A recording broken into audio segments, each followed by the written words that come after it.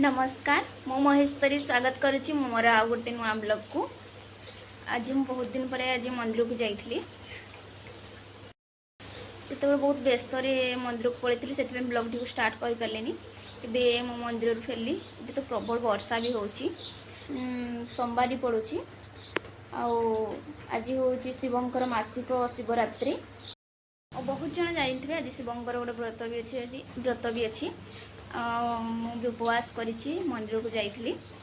आपण मैंने चाहिए पूरा दिन निर्जल उपवास करें जदि रहीपर किसी कथा नहीं फलमूल खाइकी भी रहीपर। यही दिन शिवंकर 3टी रूप जाग्रत अवस्था थाए पूजा कले कहुए कि जदि जनकर किसी मनस्कामना अच्छी पूर्ण हुए जदि निष्ठार सब भगवान को भक्तिर सब पूजा करेंगे। सब वर्ष मध्य ये महासंजोग पड़ेनी वर्ष पड़ी मु आगरू के करी एटा फास्ट टाइम करी। एमती मु शिव बाबा को बहुत ही विश्वास करी। जीवन जो बहुत खराब परिस्थिति आसे ना मु सबकि भगवान को ऊपर छाड़ी दिए आपर मोर यथेष्ट विश्वास अच्छी कि सी हे तो मो जीवन सब रास्ता बंद हो जाए कि निश्चित भाव में सी सब समस्या आग जावाई निश्चित भाव में रास्ता काढ़े। एमती मुझे अनुभव भी करी मो जीवन में बहुत खराब परिस्थिति आसी मुझे किसी भी करेनि सबकि भगवान को ऊपर छाड़ी दिए तापर समय सहित सबकि ठीक हो जाए। से दिन भगवान को ऊपर एत विश्वास आसी जाइए माने कौन कहि मो जीवन सबकि भाव में मानि नहीं। हाँ जीवन में मोर किए साथ दौ भी न दौ कि भगवान शिव ऊपर एति विश्वास अच्छी से मो जीवन सब परिस्थिति मत मोर साथ देवे और आशीर्वाद मोर कर्म उपर बहुत विश्वास करे आशीर्वाद और कर्म को नहीं सब मो जीवन आगे जावाक चाहे। मुझे शिव बाबा व्रत रखी माने नुहे बाबा किसी पाइबा आशार व्रत रखी से नुहे मो जीवन में भगवान मत जी भी देखते ना से सब को लेकिन बहुत खुशी अच्छी और संतुष्ट भी अच्छी। खाली जीवन में गोटे इच्छा रही जाए जेहेतु मत खुशी करने बापा माँ मैंने मो इच्छा पूरा करने जी कष्ट और परिश्रम कर भी चाहे से कष्ट और परिश्रम बल से जमी खुशी रखिपारि बस खाली एति ही इच्छा अच्छी। जेहेतु मो शिव बाबा को बहुत विश्वास करे से समस्त पूजा व्रत और उपवास रखा से सब मत बहुत ही भल लगे। अरे कहू कहू तो बहुत किसी कहीदेली जब मुझे थे कहवा एमती आरंभ करना ताले कहीकि लोक मान को विरक्त भी कर दिए। जदि आपण मानक लगुच मु कहू किसी अधिक कहीदे ताले कमेंट माध्यम मत जनइबे। मंदिर को गला बेले बहुत लेट भी जाइए से व्यस्त मंदिर को पलैली से भिडियोटी को स्टार्ट कर पारे। चलतु केमिति कटिला मोर ये व्रत और केमिति कौन मंदिर को जाकि पूजा कली ब्लॉग टी कंटिन्यू करवा आपण माने समस्ते जानि परिबे। चलंतु ए मंदिर को जिते आगरू थे जाइली से वीडियो करी जो मैंने पूर्वर ब्लॉग देखी थे से जानी थे। ये मंदिर हूँ पाखापाखि 90 वर्षर पुराना मंदिर। मंदिर सामने जो पेंडालटी तैयारी हूँ ना मोर मंदिर पूरा पुराना।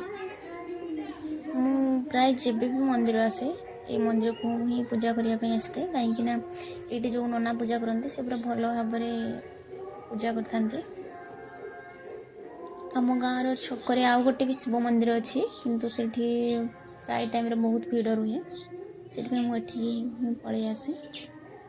मुझे जानी यही महासंजोग बाबा को बेलपत्र पानी और क्षीर चढ़ेले बहुत ही शुभ होता है। बाबा को 108 बेलपत्र चढ़ाई से सब गुड़ी को अलग अलग करदे।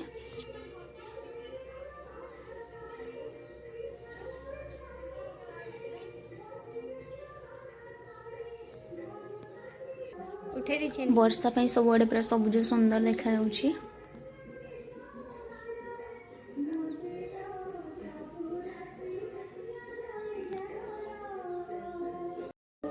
घर 2टी ही माल गंथिक नहीं गोटे बाबा आ गोटे माँ पार्वती जेहेतु बाबा प्रिय भक्त नंदी गोटे माल हो नाला से गोटे नना तांकर काम करिया भितर मु आ गोटे माल गंथि दउथली। जदि पतरे साराधा तुमरा बेला पत्र मोहे भी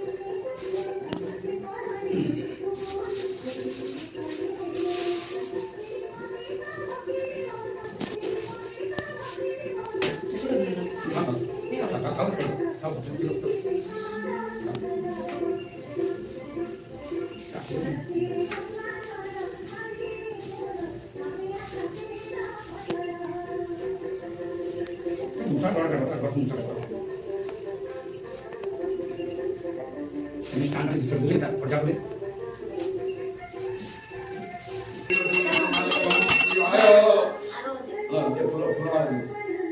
Om Makamni Tanarudrayo Vinakidatirahum Sopraptaye Namanotay Lakay Radhudi Devayo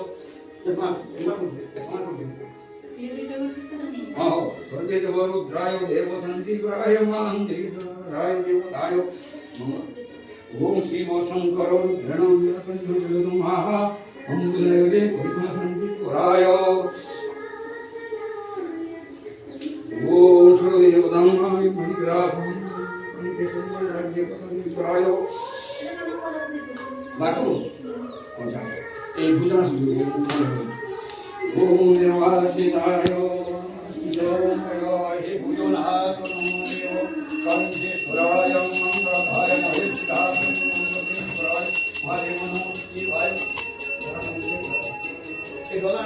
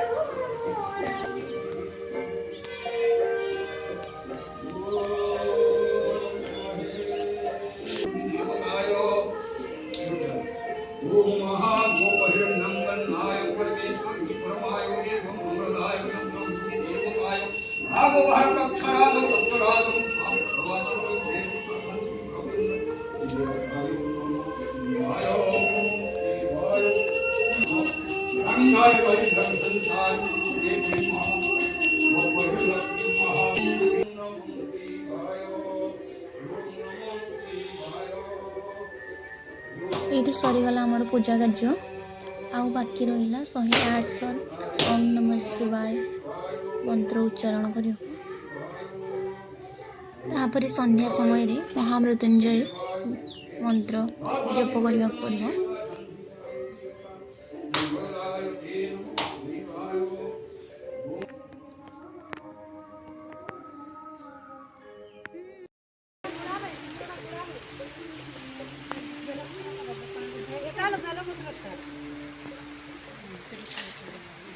मंदिर सामने गोटे प्राइमरी स्कूल अच्छी जोटी मु 6-7 क्लास पढ़ी थी।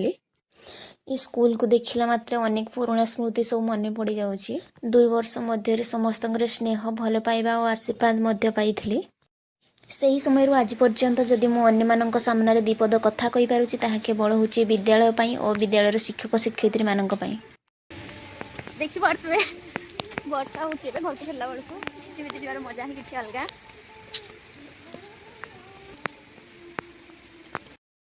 मंदिर पूजा सारिके आसला बेले रास्तार बहुत जोर वर्षा था वर्षा भिजी जाइए।